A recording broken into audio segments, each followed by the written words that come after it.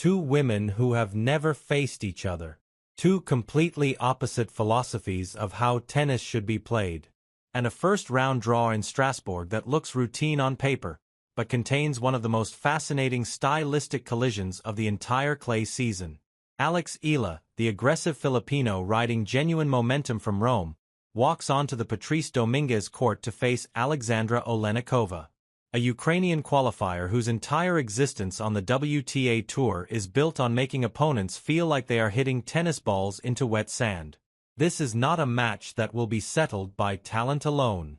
It will be settled by patience, by discipline, and by whichever player refuses to abandon her identity first. Let me set the scene properly. The Internationaux de Strasbourg is a WTA 500 event on outdoor clay, the final European warm-up before Roland Garros. 28 players in the singles draw. Prize money and ranking points that matter deeply for anyone outside the top 20. For Eala, ranked 42 in the world, this tournament represents her fifth clay court event of the season and a chance to build genuine confidence before the second Grand Slam of the year. For Oliynykova, ranked 68, it represents continuation of the most productive stretch of her professional life, a stretch that has seen her rise over 200 ranking positions in barely a year. Neither woman arrived here by accident. Both earned their place through very different kinds of proof. Eala was originally listed as a qualifier for Strasbourg. Then Hailey Baptiste withdrew and the Filipino star was bumped into the main draw. Some might call that fortune, but look closer and you realize Eala was next in line precisely because of what she accomplished in Rome the previous week. She defeated Magdalena Frech 6-0, 3-6, 6-4. She then beat Olympic silver medalist Wang Xinyu 6-4, 6-3. And she pushed world number 2 Elena Rybakina to competitive scorelines of 6-4, 6-3 before bowing out. That Rome run gave her a 4-3 clay record for the season. Not dominant. Not discouraging, either. Honest progress from a player who openly admits she is still building her relationship with the red dirt at the professional level. Oliynykova came through qualifying in Strasbourg by dismantling Ksenia Efremova 6-1, 6-2, and then outplaying former top 30 player Yulia Putintseva 6-4, 6-4.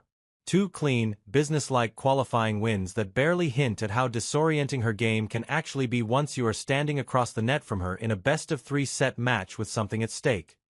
Here is what makes this matchup so tactically rich. Eala is a shot maker. Her instincts pull her toward offense. She wants to redirect pace, find angles, step inside the baseline, and construct points that end with her dictating terms. On hard courts, this works beautifully because the ball comes through at a speed and height that allows her to time those aggressive swings. On clay, the ball sits up higher and arrives slower, which should theoretically give an aggressive player more time. But it also gives her opponents more time to recover, which means the aggression needs to be sustained over longer rallies rather than deployed in quick bursts. That transition has been the central challenge of Eala's clay season. Now consider what Oliynykova does to opponents. She is a self-described practitioner of the unconventional.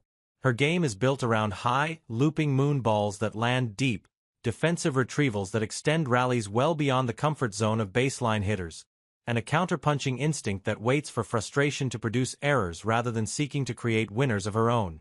At the Australian Open in January, she jumped to a 4-love lead against defending champion Madison Keys by simply refusing to let Keys find her timing. The American eventually solved the puzzle, but it took a set and a half and a level of adjustment that most top 10 players would prefer not to be forced into during a first-round match. The critical question for this match becomes, can Eala avoid the trap that Oliynykova for every opponent? That trap works like this. Oliynykova serves at an average first serve speed of around 139 km per hour. That is not going to trouble anyone in the top 100. Her first serve percentage sits near 77%, which is high, but her first serve points won hovers around 60%. On paper, her service games look vulnerable, and they can be. But the vulnerability of her serve is the bait. Because once an opponent breaks her early and begins to relax, believing the match is trending toward a comfortable conclusion, Oliynykova does not wilt. She digs in. She extends rallies. She forces her opponent to hit 15, 16, 17 balls per point. She makes the ball float at uncomfortable heights. She waits. And she waits. And eventually the opponent who broke her serve early finds herself tight in her own service games because the physical and mental energy required to hold against Oleynykova's return style is far higher than expected. This is precisely what happened in Rome. Oliynykova beat Petra Martic 6-1, 6-3, and then took a 6-1, 3-1 lead against 18th seed Clara Tauson before the Dane retired with a back injury. But even before the retirement, Oliynykova was demolishing Tauson's rhythm. Then Linda Noskova beat Oleksandra 6-1, 6-3 in the third round. What does that tell us? It tells us that when an opponent matches her patience and adds genuine offensive quality from both wings, Oliynykova can be overwhelmed. Noskova did not get frustrated. She played her own game at her own pace and never allowed Oleynykova's tempo to become the baseline tempo of the match. That is the blueprint IGA needs to follow. And the honest question is whether she has the clay court discipline to execute it for an entire match. The encouraging signs from Rome suggest she might. Against Wang Xinyu, IGA demonstrated the ability to construct points methodically rather than simply hunting for winners. Against Rybakina, she competed from the first point to the last without ever looking lost. Her movement on clay has visibly improved. She told the Tennis Channel that she has been finding her footing on the surface and knows she can do well. That quiet confidence, earned through doing rather than hoping, is the kind of psychological foundation that handles awkward opponents better than raw talent alone. But here is the complication. Oliynykova is tall at 5 feet 10 inches and covers the court with long strides that make retrieving difficult shots look effortless. Her wingspan allows her to reach balls that would be clean winners against shorter opponents. And on clay, where the ball bounces higher and slower, her defensive game gains an additional fraction of a second that can be the difference between a passing shot that finds the corner and a passing shot that comes back floating over the net one more time. For IGA to win this match, she will need to do several specific things. First, she must not let the pace of the match slow to Oleynykova's preferred tempo.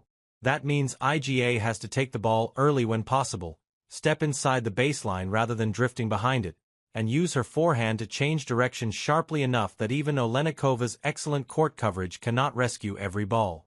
Second, IGA needs to approach the net selectively but firmly. One of the weaknesses in Oleynykova's game is that her high looping balls, while difficult to attack from the baseline, can be exploitable at the net if the approaching player reads the trajectory correctly and closes quickly. A player who can volley decisively will find that those moon balls become sittable if she is willing to take the ball out of the air. Third, and perhaps most importantly, IGA cannot let the scoreboard confuse her. If she breaks Oleynikova early, she must understand that the match is not won. Oliynykova has proven repeatedly that early breaks against her mean nothing. She is built to absorb punishment and wait for the opponent to fatigue mentally or physically. The other factor worth discussing is the surface itself. Strasbourg's clay plays slightly differently from Rome's. The Foro Italico courts tend to play a touch faster due to their composition and maintenance. Strasbourg's courts, hosted at the Tennis Club de Strasbourg, are traditional European clay that rewards patience and consistency. This marginally favors Oleynykova's approach. But marginally is the key word. The conditions will not be so extreme that a talented aggressive player cannot impose her will. IGA just needs to understand that imposing her will on this surface requires 30% more effort per point than it would on a hard court. What about the mental picture? IGA arrives in Strasbourg having just competed against the number 2 player in the world and acquitted herself admirably. That kind of experience leaves a residue of confidence. She knows what elite opposition feels like. She knows she belongs in those moments.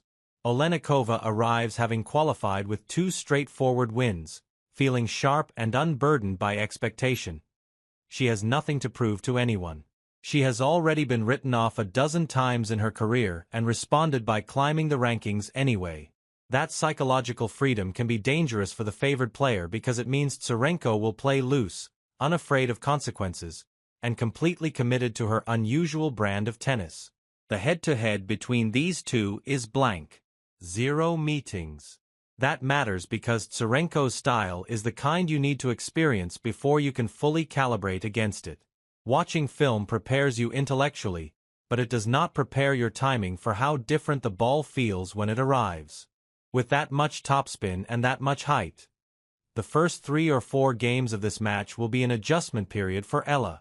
If she adjusts quickly, she will be fine. If she loses 4 or 5 games while trying to figure out the timing, the match could slip away from her before she finds her groove. My assessment is that Eala should win this match, but the margin is narrower than the ranking gap suggests. Eala is ranked 26 spots higher, but Tsurenko's style is a great equalizer against opponents who have not seen it before. The Ukrainian has beaten a top 20 player already this season and has taken sets off multiple top 15 opponents. She is not overawed by reputation or ranking. She walks onto court with her temporary face tattoos, her looping ground strokes, and her unapologetic belief that weirdness can be a weapon if Eala keeps her head, recognizes early that this match will feel different from anything she has played recently, and commits to the patient version of her aggressive game rather than the impatient version. She should have enough quality to come through. Her movement has improved on clay, her forehand can hurt anyone when she finds the right ball to unload on, and her competitive spirit, the thing that kept her fighting against Rybakina, will serve her well in the uncomfortable middle section of this match when Oliynykova makes everything feel like you are running in slow motion. But if Eala gets impatient, if she starts pressing for winners 3 or 4 shots too early, if she lets the first double fault or shanked forehand become the beginning of a frustrated sequence, then Oliynykova will eat her alive, slowly, politely, and with a smile.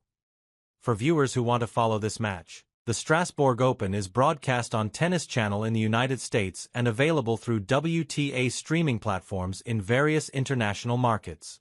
Check your local WTA broadcast listings for specific coverage in your region.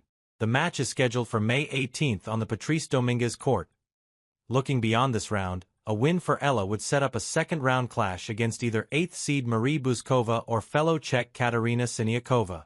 And deeper in the draw, 2nd seed Ekaterina Alexandrova looms as a potential quarter-final opponent. The path is not easy, but for a player building her clay court identity in real time, each round represents something more than ranking points. It represents accumulated knowledge. It represents proof that the work she and her team have done translates under competitive pressure on this surface. This match between Eala and Oliynykova represents something you rarely get to see so cleanly in professional tennis. A direct collision between two completely irreconcilable ideas about what tennis should look like. Eala believes in creation, in pace and angles and the beauty of a well-struck ball finding its target. Oliynykova believes in destruction, in taking away her opponent's ability to find rhythm, in making the beautiful feel ugly, in winning through disruption rather than construction. One of these philosophies will prevail on the clay of Strasbourg, and the answer will tell us something meaningful about where Eala stands in her development as a complete player. Because this is the kind of opponent that separates players who are merely talented from players who are tactically mature. The talented player hits her way into trouble against Oliynykova. The mature player recognizes the trap, adjusts her expectations, and finds ways to win points that do not appear in any highlight reel, but accumulate quietly on the scoreboard until the match is over and the handshake is happening at the net. Eala has the tools. The question is whether she has the patience to use them correctly for 2 full sets on a surface that punishes impatience more ruthlessly than any other in tennis. My belief is that she does, but it will not be pretty.